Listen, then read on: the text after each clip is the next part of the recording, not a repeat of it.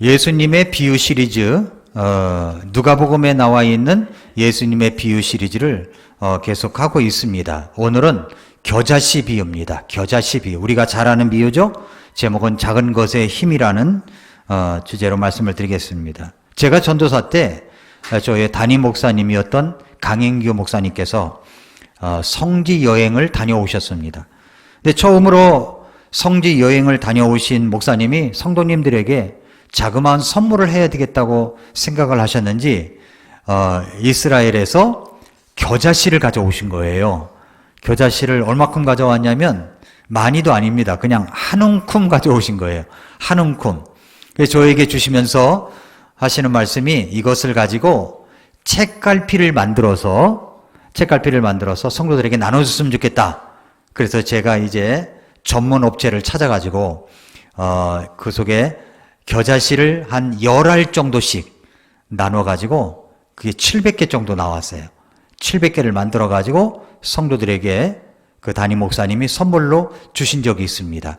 제가 그때 처음으로 겨자씨를 봤습니다. 아, 이게 겨자씨구나. 성경에 나오는 겨자씨구나. 아주 신기했어요. 그랬습니다. 근데 오늘 본문이 무엇입니까? 겨자씨 비유예요. 겨자씨 비유. 자기 정원에 겨자씨를 뿌렸는데 겨자씨가 어떻게 되었냐면 큰 나무가 되도록 하나님께서 그렇게 해주셨다는 겁니다. 그리고 공중의 새들이 와서 가지에 깃들었다라고 하는 겁니다. 이스라엘 성지 여행을 가시는 분들이 제일 궁금하고 보고 싶은 것들이 있다고 합니다. 저도 마찬가지였어요. 저도 이제 뭘 보기를 원했냐면, 첫째는 겨자나무를 보기를 원했고, 또 하나는 삭개오가 올라갔던 나무, 무엇이죠?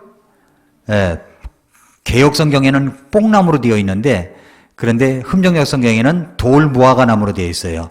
원래 우리는 그때 아마 번역 당시에 그런 단어가 없었던지 뽕나무로 번역을 한 것 같은데 원래는 돌무화과나무입니다. 돌무화과나무예요.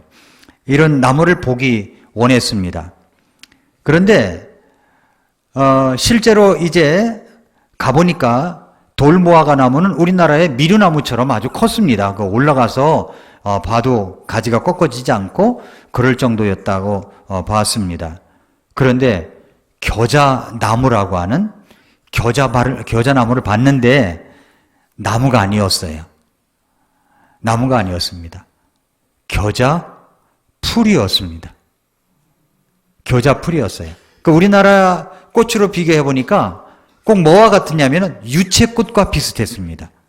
유채꽃과. 그런데 비슷하지만 이게 자라면은 높이 자라더라고요. 높이. 예.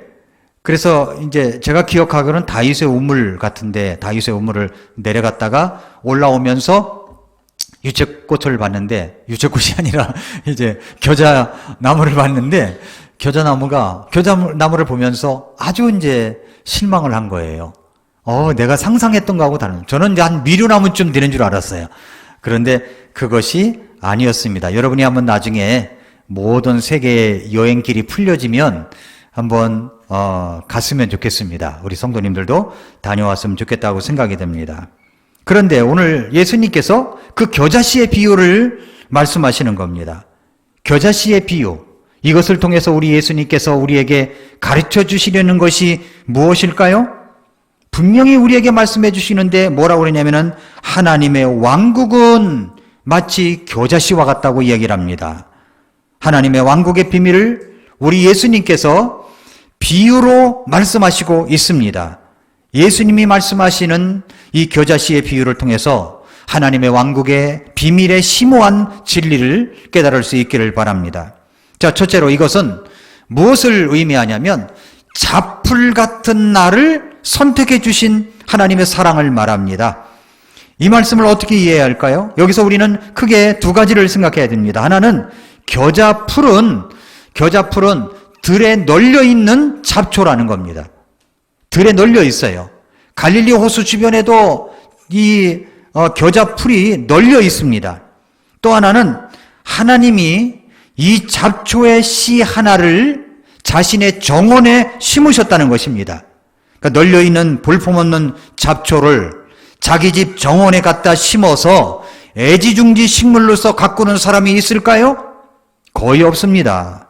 겨자풀은 사실 정원에 갖다가 심을 만큼 관상수로서도 가치가 떨어지고 그렇게 잘생긴 것도 아니고 향기가 나는 것도 아닙니다. 정원수로는, 관상수로는 전혀 맞지 않는 잡초 중의 잡초입니다. 근데 사실 정원을 관리하는 정원사들에게 있어서 가장 큰 적이 뭐냐면 잡초입니다. 잡초. 잡초는 사실 정원에 갖다 심는 것이 아니라 뽑아주어야 되는 거죠. 이것이 잡초의 운명이 아니겠습니까? 그런데 예수님께서 이 겨자씨 비유를 들어서 말씀하시는 것입니다. 하나님의 왕국은 무엇과 같은가? 내가 그것을 어디에 비길까? 그것은 마치 사람이 가져다가 자기 정원에 뿌린 겨자씨 한 알과 같으니라. 그것이 자라서 큰 나무가 되매 공중의 날짐승들이 그것의 가지에 깃들였느니라 말씀하셨습니다. 예수님께서 주로 사역하시던 갈릴리 지역의 사람들은 2월이 되면 갈릴리 호수 주변에 잡초처럼 피는 이 겨자풀을 너무나도 잘 알고 있었습니다. 예수님은 이런 잡초의 씨앗을 자기 정원에 심어서 새들이 깃들 만큼 큰 나무로 자라게 하시겠다고 말씀하신 거예요. 흔하디 흔한 잡풀을 잘 가꾸어서 큰 나무로 자라게 하시겠다고 하시는 예수님의 말씀을 듣고는 제자들은 설명 못할 큰 은혜를 받았을 것이라고 생각합니다. 당시에 갈릴리 주변들은, 갈릴리 호수의 그 주민들은 로마의 압제를 받고 있었습니다. 예루살렘 성전을 중심으로 한 주류 사이에서 밀려나가지고 이방의 갈릴리라고 멸시받으면서 잡초처럼 눌려 있었습니다. 이런 그들에게 하나님의 왕국은 하시면서 그 흔하디 흔한 잡초풀, 이 잡초풀, 겨자풀을 들어서 설명을 하신 거죠. 이 잡초풀을 생각해 보니까, 이 겨자풀을 생각할 때 하나님의 왕국을 풀어서 말씀하시는데 자기들의 신세와 같은 이 겨자풀과 같은 존재를 하나님의 정원에 정원수로 심으셔서 자라게 하심으로 큰 나무로 성장하게 하시겠다는 말씀을 듣고 갈릴리 주변 사람들은 굉장히 감격할 수밖에 없었던 것입니다. 내가 비록 사람들이 거들떠보지도 않는 잡초 같은 모습이지만 하나님은 그런 나를 소중히 여기셔서 마치 하나님의 정원의 가장 소중한 나무처럼 그렇게 겨자풀, 잡초 같은 나를 가꾸어 주시고 큰 나무가 되게 하시고 그것은 마치 또 새들이 와서 깃들일 정도가 된다고 하니까 너무 깜짝 놀랄 비유였던 것이죠. 예수님이 공생애 3년 동안 사역을 하시면서 이런 잡초같이 버려진 인생들을 찾아다니셨습니다. 병으로 억눌려 있는 사람들, 가난한 사람들, 고통 가운데 신이 많은 사람들, 세리들, 창기들, 문둥병자처럼 사위에서 소외된 자들을 찾아다니면서 사람의 아들이 온 것은 잃어버린 자를 찾아서 구원하기 위해서 오셨다고 말씀하시면서 그들에게 병도 고쳐주고 일어서게 하시고 용기도 주시고 죄도 용서해 주시고 구원해 주셨던 것입니다. 오늘날도 그렇지 않습니까? 오늘날도 마찬가지로 저와 여러분을 하나님이 인도하셔서 복음을 듣게 하시고 예수님을 믿고 구원을 받았더니 내가 예수님 안에 들어와 있습니다. 예수님 안에 들어와 있는 자들이 선택된 자들이에요. 잡초 같은 나를 선택해 주신 것입니다. 이것이 바로 이제 첫 번째 의미라고 볼 수가 있습니다. 저와 여러분 잡초같이 참 버려진 그런 정말 뽑아버려야 될 그런 사람일지 몰라도 우리 하나님께서 보실 때는 뽑아다가 그 씨를 가져다가 정원수에 심을 만큼 아주 귀중한 존재라는 것입니다. 얼마나 귀한 존재입니까? 하나님이 나를 보실 때 얼마나 신기한 존재고 놀라운 존재인지 몰라요. 저는 저와 여러분들이 하나님이 나를 보시는 것처럼 그렇게 우리 자신을 볼 수 있기를 바랍니다. 예. 두 번째로는 작은 씨앗 속에 하나님의 왕국이 시작된다는 비밀이 담겨져 있습니다. 예수님은 하나님의 왕국의 비밀을 알고 계신 분이시죠. 예수님은 하나님의 왕국에서 오셨습니다. 천국에서 오셨습니다.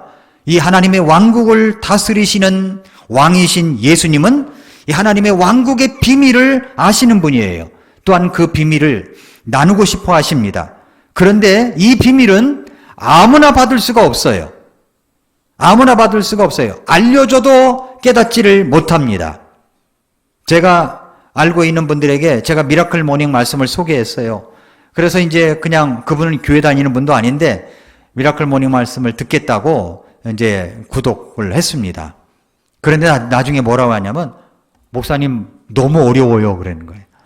너무 어려워요. 여러분 어렵습니까? 그렇지 않으시죠? 어려워서 못 듣는 분 계세요? 어렵지 않습니다. 왜 어렵지 않을까요?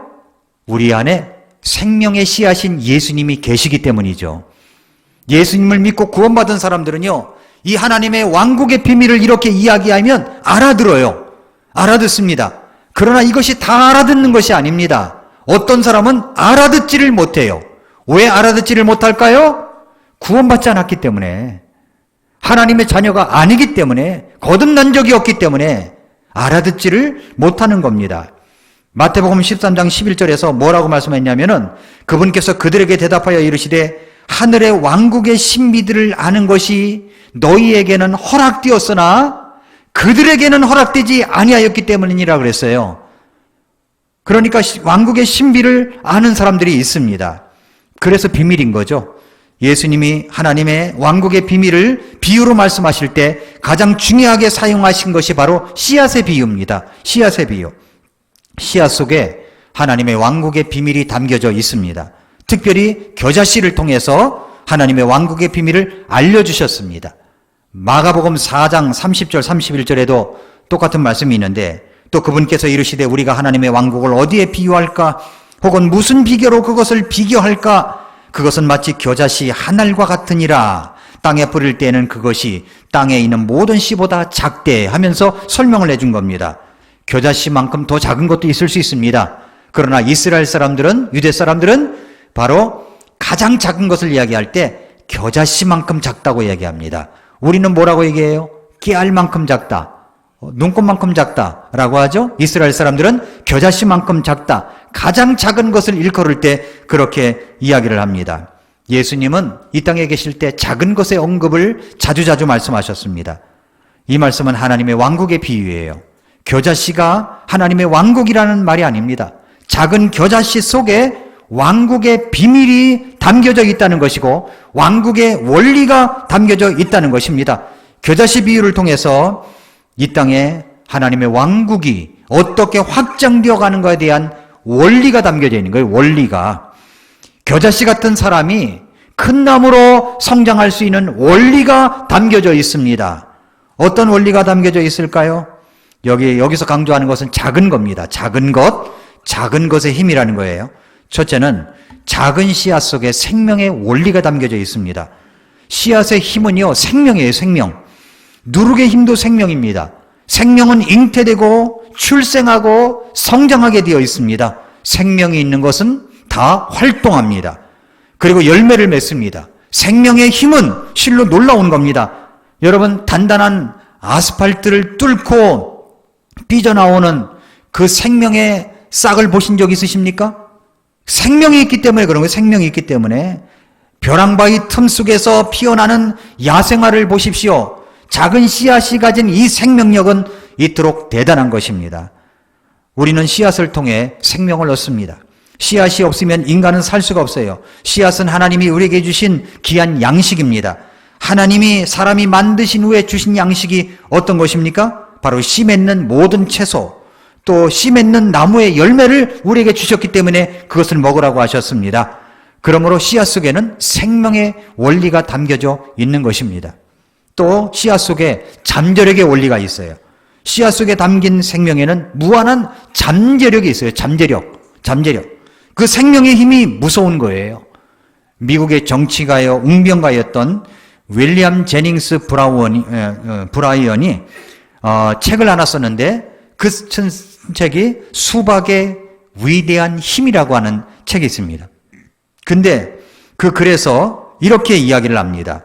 나는 수박씨의 힘을 관찰해 본 적이 있다. 수박씨에는 흙을 밀어 젖히고 나오는 힘이 있다. 자기보다 20만 배나 더 무거운 것을 뚫고 나오는 것이다. 수박씨가 어떻게 힘을 내는지 알 수 없다. 도저히 모방할 수 없는 색을 껍질 바깥으로 우러나오게 하고 그 안쪽에 하얀 껍질, 그 안쪽에 다시 검은 씨가 촘촘히 박힌 붉은 속을 어떻게 만들어낼 수 있는지 나는 알 수 없다. 그 하나하나의 씨는 또다시 여러 차례차례 자기 무게의 20만 배를 뚫고 나올 것이다. 이 수박씨의 신비를 설명할 수 있다면 나도 하나님의 신비를 설명해 주겠다. 그렇게 이야기를 했어요. 신비로운 거예요. 까만 수박씨 안에 그 색깔은 검정색이죠. 그런데 검정색의 작은 수박씨 안에 장차 자라날 푸른 싹이 들어가 있는 겁니다. 둥근 모양의 수박통이 담겨져 있습니다. 또 그 안에는 붉은 속과 붉은 속 안에 촘촘히 박힌 수많은 검은 씨들이 들어가 있는 거예요. 씨앗 속에. 이처럼 작은 씨앗 속에는 무한한 잠재력이 담겨져 있고 무한한 미래가 담겨져 있는 것입니다.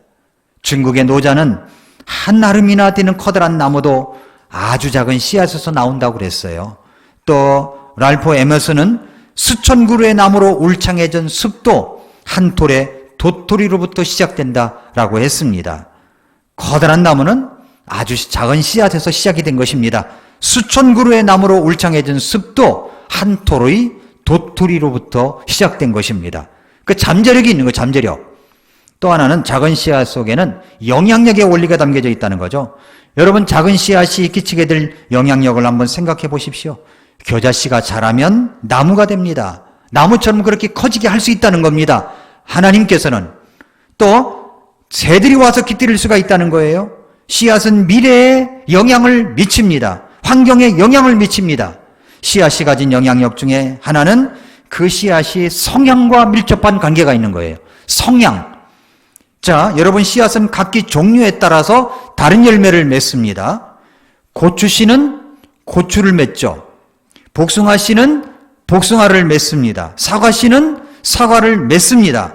그것은 노력의 결과이지, 노력의 결과가 아니라 성향의 결과라는 거예요. 성향의 결과.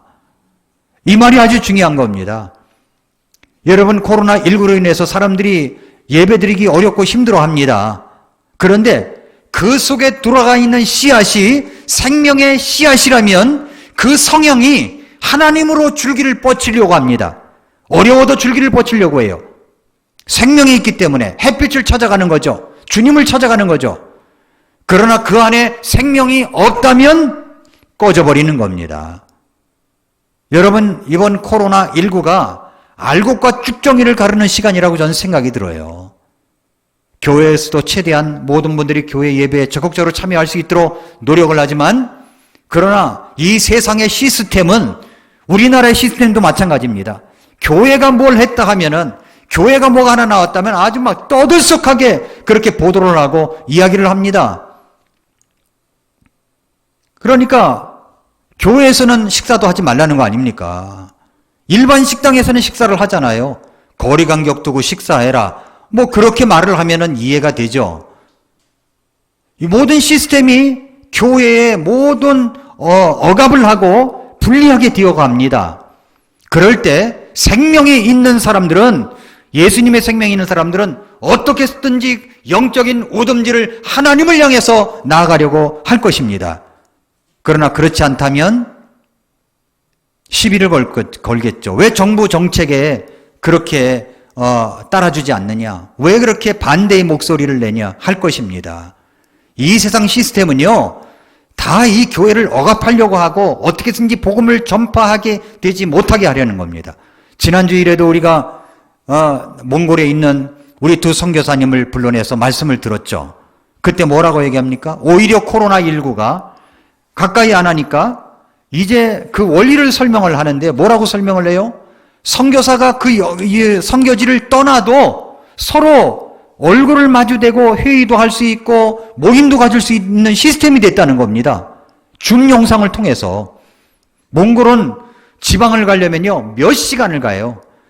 그리고 홉스고를 가려면, 울란바토르 홉스로 가려면 1박 2일을 가야 됩니다. 자동차로.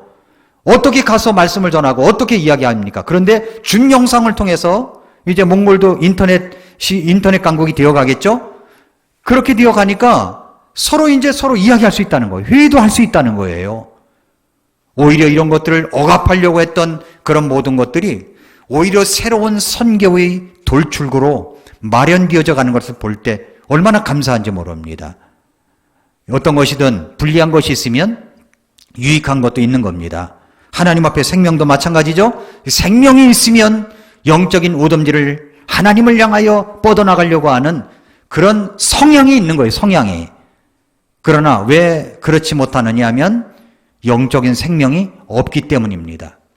영적인 생명이 없다는 것은 예수님의 말씀으로 구원받은 적이 없는 거죠. 생명이 있으면 그렇지 않아요.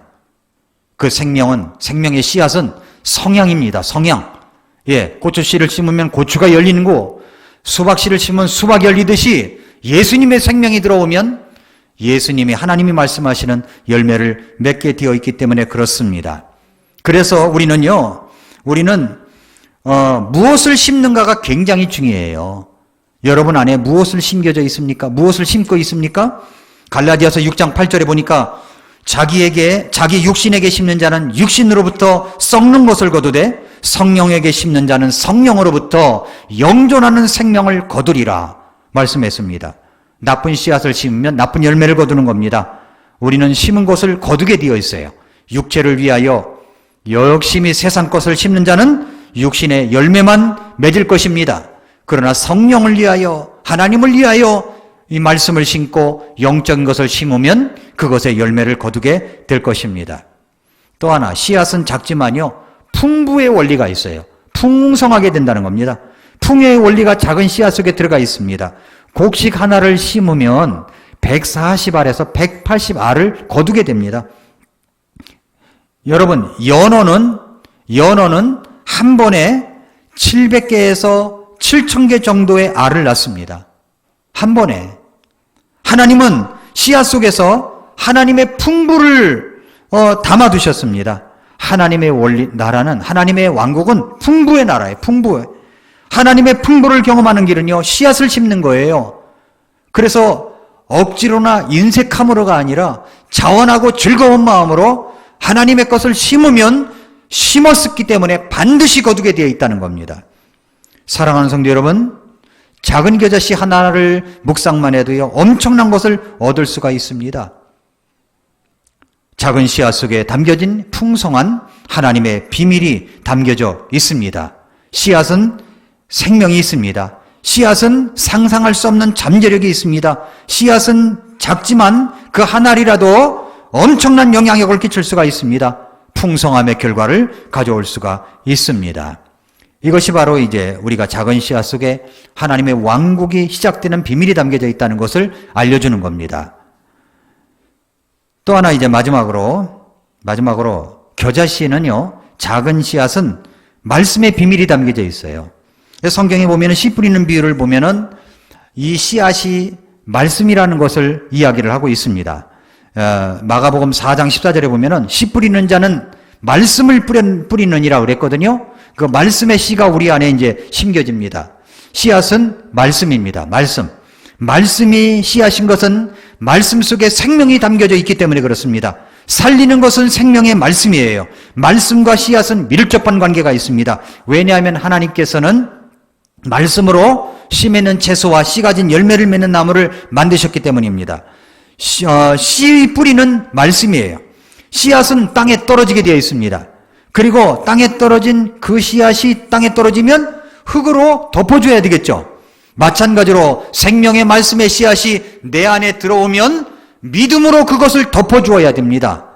믿음의 흙으로 덮어주면 이것이 그 속에서 우리도 생각지도 못한 뿌리를 내리고, 그리고 싹을 내고, 그리고 이제 뿌리를 깊게 내릴 뿐만 아니라 이것이 이제 싹이 되고 잎이 되고 가지가 열리고 계속 나무로서 성장하게 되어 있다는 겁니다.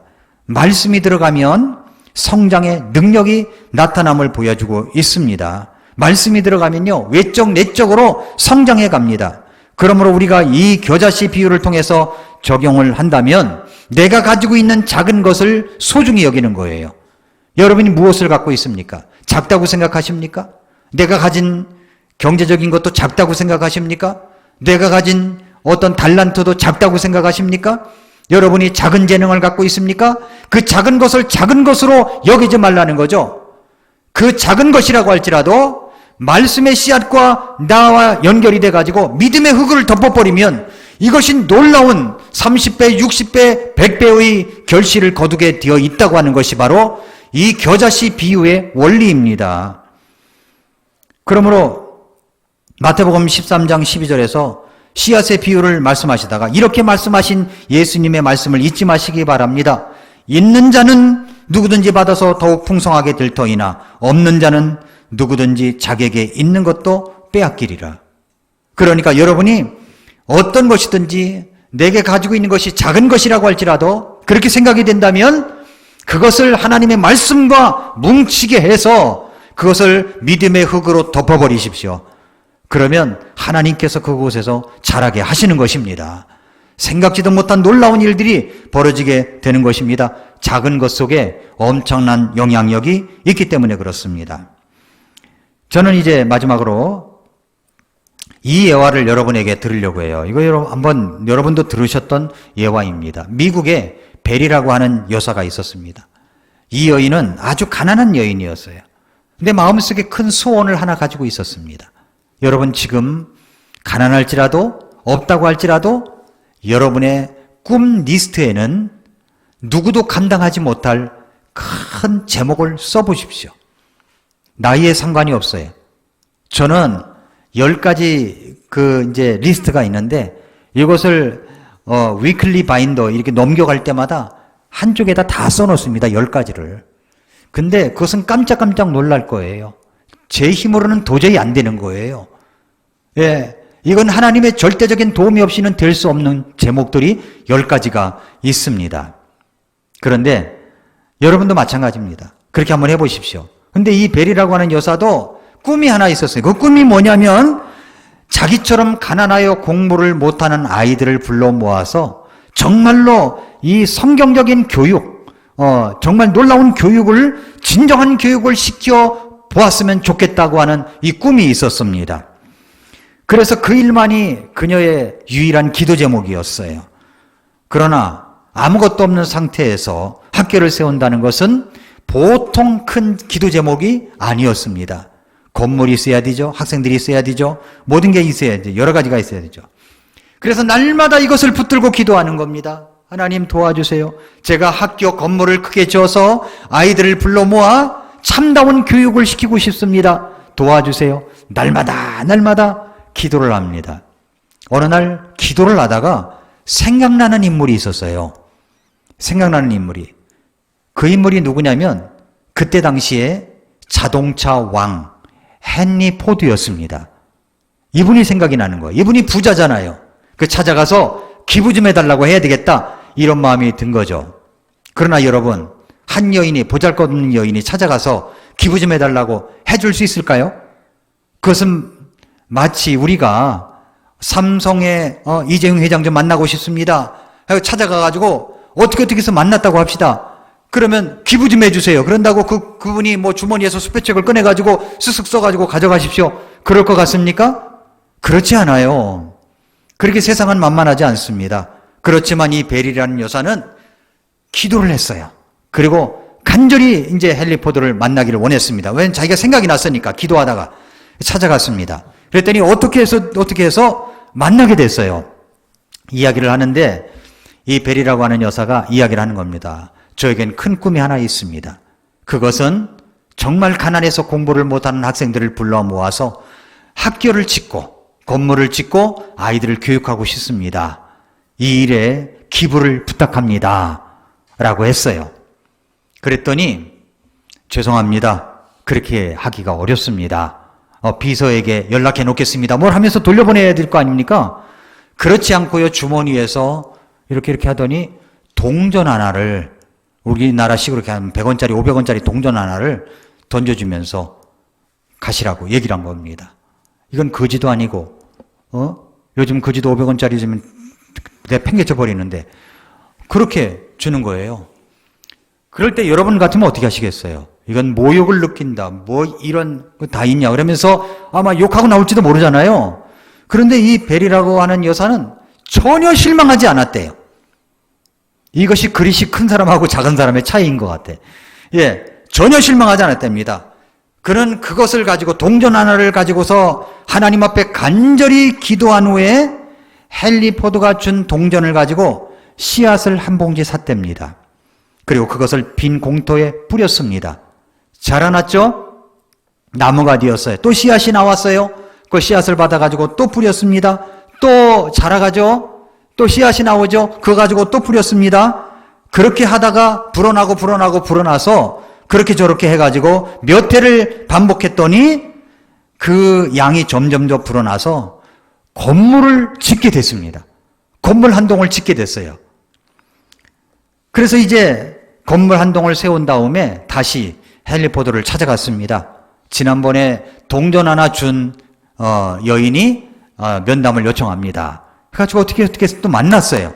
그러면서 이야기하기를 오셔서 몇 년 전에 저에게 주셨던 동전 하나로 이런 성과를 한번 둘러봐 주십시오 하면서 자기가 그걸 가지고 건물을 하나 세웠다고 얘기하니까 헨리 포드는 깜짝 놀라가지고 자기 길을 의심하지 않을 수가 없었다고 합니다.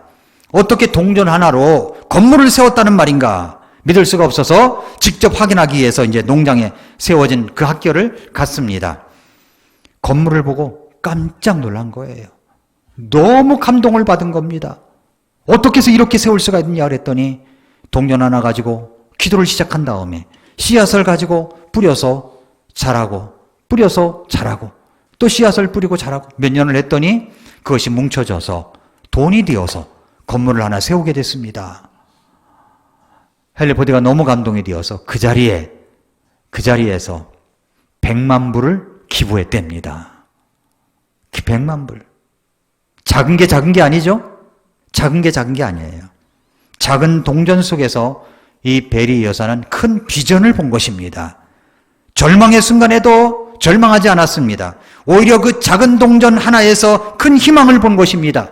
그 동전으로 씨앗을 샀고 땅에 심었고 그것을 열매를 거두었고 또 씨앗을 가지고 또 뿌렸고 열매를 거두었고 반복한 거죠.